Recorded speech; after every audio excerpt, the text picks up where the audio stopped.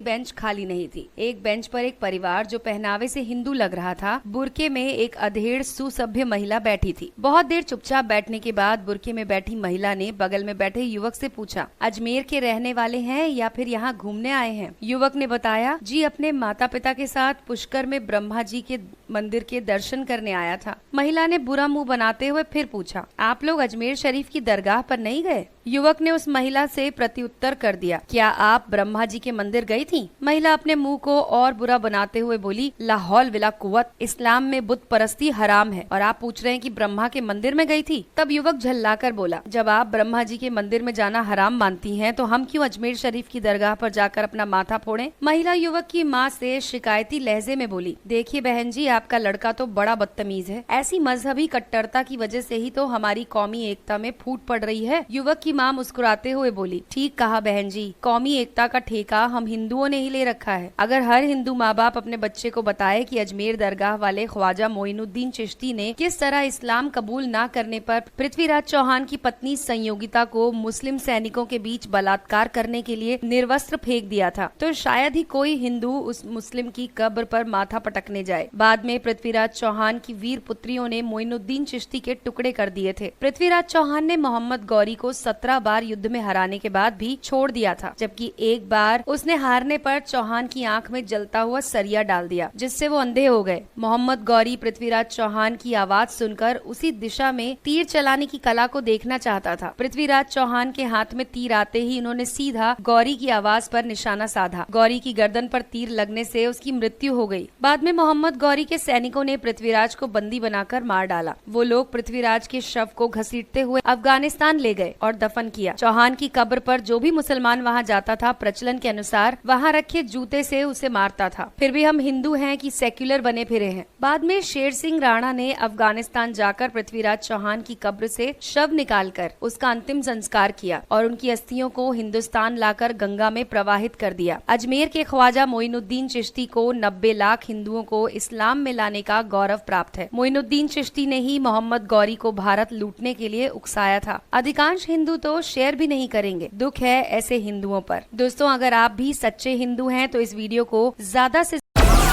Download मौज।